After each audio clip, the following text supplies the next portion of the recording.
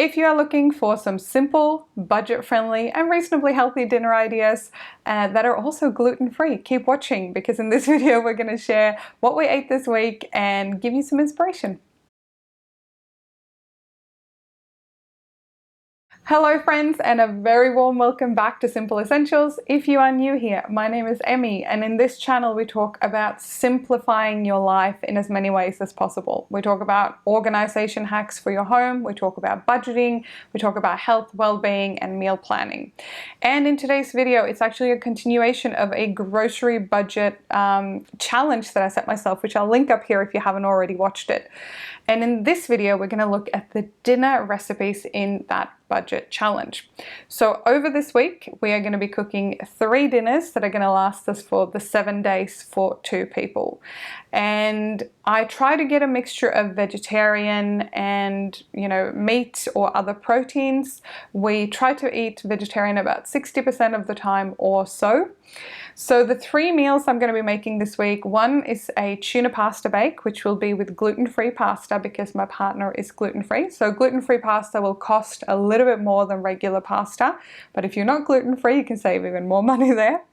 The second one we're going to do is a sweet potato chickpea chili recipe that's really simple to make. It's vegetarian. It's actually vegan as well, depending what broth or stock cubes you end up using for your meal. And it stores great in the fridge. Now you can make this one in a slow cooker, you can make it in a pressure cooker or just in a pot on the stove. So all the recipes will be linked below as well.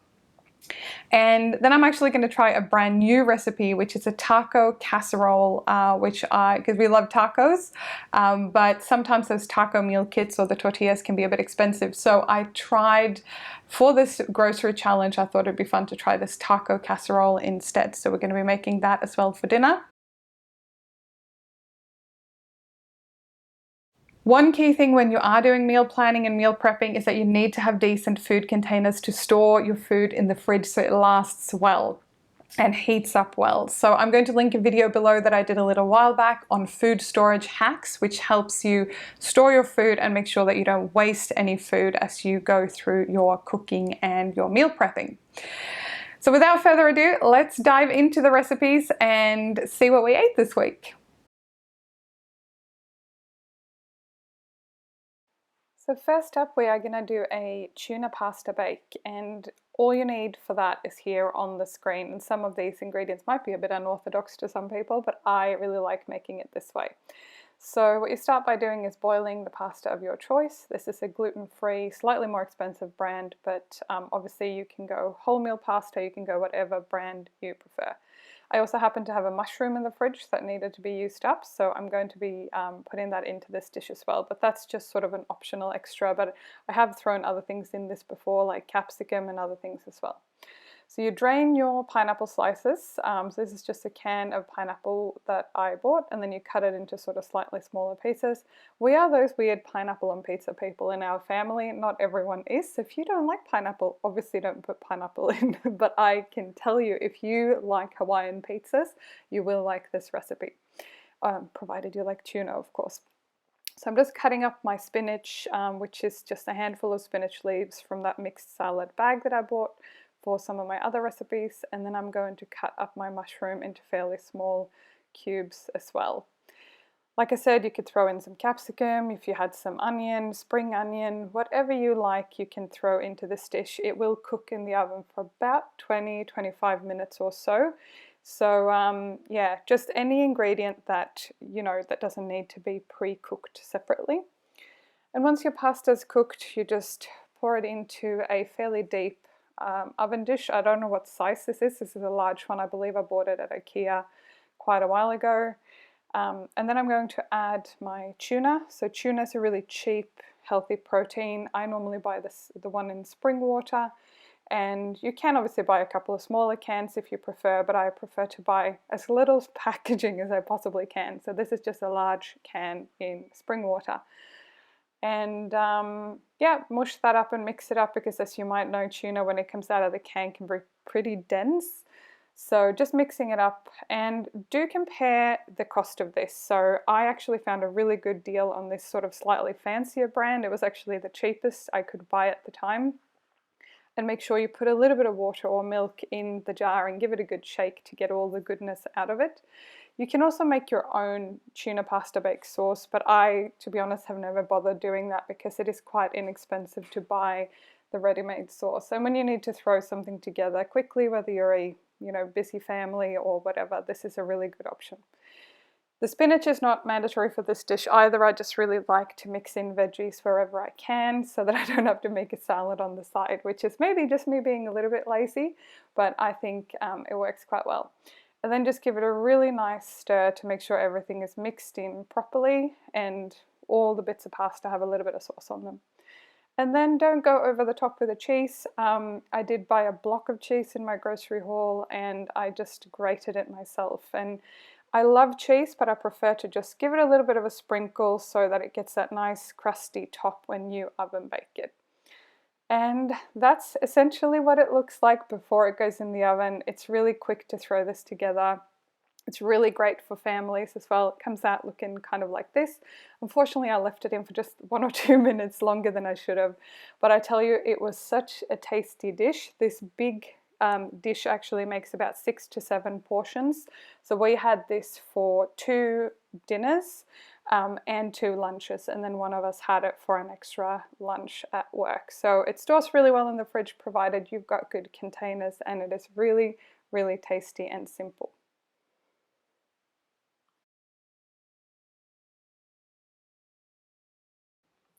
Next up is our sweet potato chickpea chili, which is vegetarian.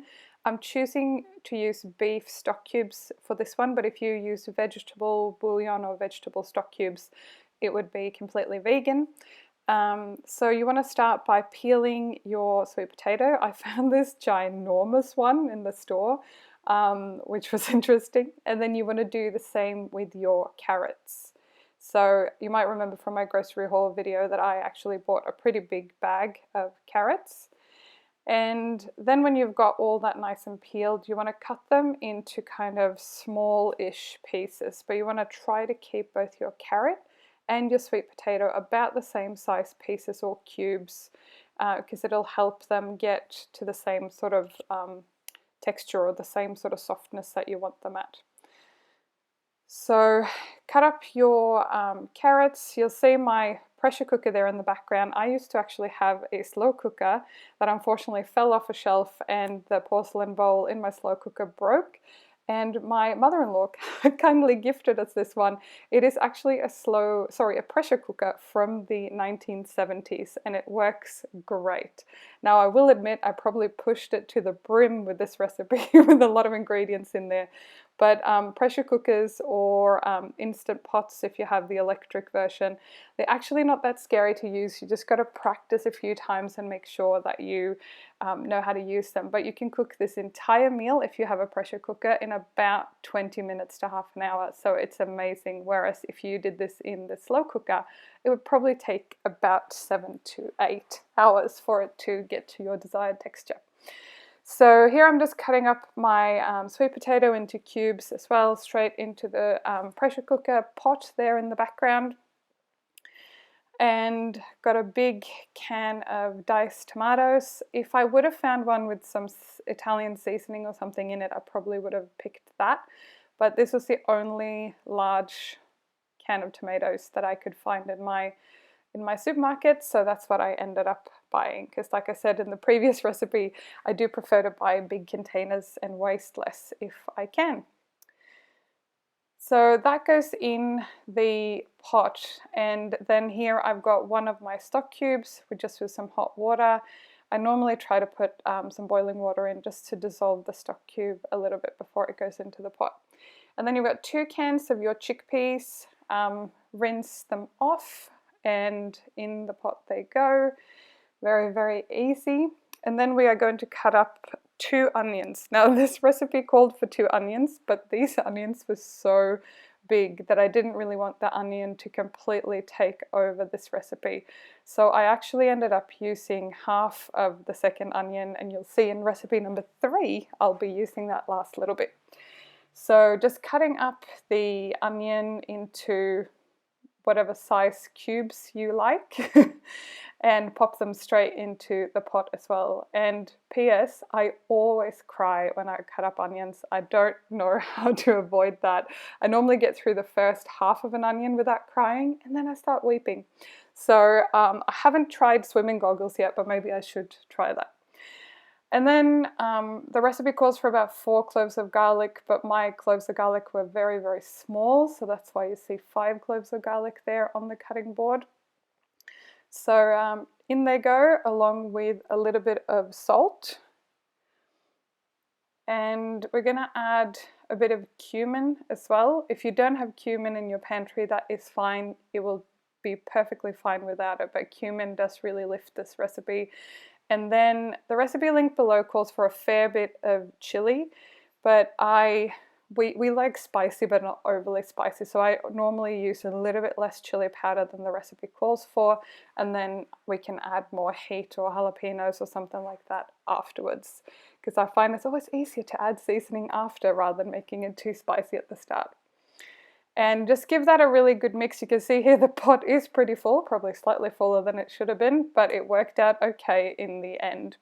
Now, what I forgot to show you is that this recipe actually calls for tomato sauce as well, or some kind of pasta sauce.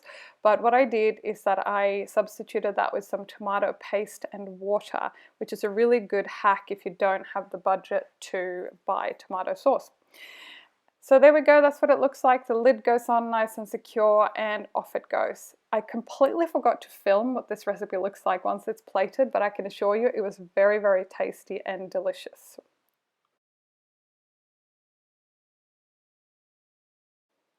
So next up, and our final recipe for this video, is the taco casserole. I believe I found the recipe for this in the Simplified Saver here on YouTube, but I will link the recipe below as well if you want to have a go at making this one yourself.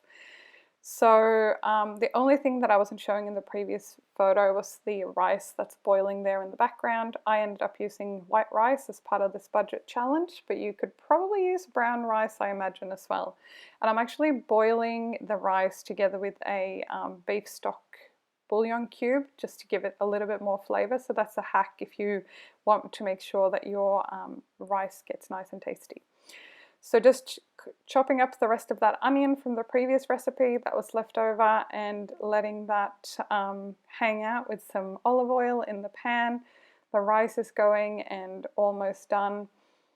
And in a second I'm just going to add my meat. So I ended up doing turkey mince for this recipe because it A is a little bit leaner and healthier, I find, and B, it was also the cheapest minced meat in my supermarket at the time when I was doing this challenge. So worked out well. So just allowing that to simmer and brown, and then I'm going to add my packet of taco seasoning.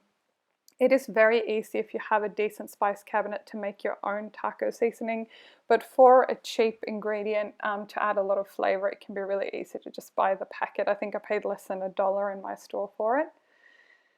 And if you like spicy, I think you could add something, you know, a little bit more spicy than just diced tomatoes. I think the original recipe calls for rotel, but I ended up just using a can of diced tomatoes because it was quite inexpensive in my store, and I thought it would go quite nicely and have a lot of sweetness. So that was really tasty. So just letting that simmer in nicely. And in a second, we're also going to add our black beans. Again, like I said in my very first video, make sure that you look at the description on the label. Make sure they haven't added any salt or sugar or anything else in the can that shouldn't be in there. So just letting all of that hang out together and get some really yummy flavors going. It's simmering along. It was smelling so beautiful. I was so hungry by the time I was cooking this. And my rice is almost done, so I let my rice cook so it was slightly undercooked because it's also now going to go into the oven, so you don't want to overcook the thing because then it's going to get really dry. So in goes my rice, and I realized that there was a lot of rice in this dish. Next time I make it, I might just make a tiny bit less rice, even though it is really nice to have the rice in there because it's really filling. And then we're going to add our can of corn. Now you can use frozen corn, but if you are using frozen corn, make sure to like thaw it out so that you're not getting all that extra liquid. And then I tell you what, this was a very heavy, heavy pan, but I managed to get it all into the pot properly, so that was all good. And then just giving it a nice mix and stir around so that the rice is kind of on the bottom, but it is a little bit mixed in. And then a little bit of cheese on top, similar to what I told you in the tuna pasta bake. Like, don't overdo the cheese. I like cheese, I love cheese actually, but I find that if you put too much on, it actually takes away a lot of flavor for the other ingredients. So this is what it looked like when it came out of the oven, and I tell you what, it looked so simple, but it was so tasty. We both really loved it, and I had a little bit of my Greek yogurt left, so I served this with a little bit of Greek yogurt on the side. You could also throw some avocado on there or something else, but it was a really, really tasty recipe, and if you've got kids or you're just really sort of on a tight budget, this made a good few portions for us. And it's stored really well in the fridge for a couple of days. So that was probably our favorite out of all the recipes this week. That was a full week worth of dinners, and I tell you what, they were really tasty, really yummy. I really love having meals ready like this so that it's super easy to just heat them up and not have to cook every single night, because you'll have some nights of the week when you're busier than other nights. So this works really well for our family. The other great thing is you've meal prepped your dinners and your lunches. I will link the lunch recipe video here below as well if you're interested in seeing what they looked like. But I think the cool thing for us as well is that we are not super fixed to having our biggest meal in the evening. So if I've done a big workout in the morning, I may have my dinner leftovers for my lunch instead and then have a lighter dinner. And for me personally, and we've started experimenting with this a little bit more lately, for me personally, I actually feel better if I have a bigger meal at lunchtime and a lighter meal at night. Because if you think about it, you're about to go to bed and lie down and rest shortly after you have your dinner probably. So it's much better for your body to burn those calories and use that energy during the day, especially if you're an active person who do your exercise during the day, than it is to have a huge meal at night time, and then your body's working really hard to digest that and you're kind of going into sleep and rest mode. So if you have any dinner ideas that you would like to share, feel free to leave them below. And if you like this kind of videos, feel free to let me know. I have lots of ideas on how to continue this meal planning and grocery challenge. So let me know what you think, and look forward to seeing you in my next video. Have a great day.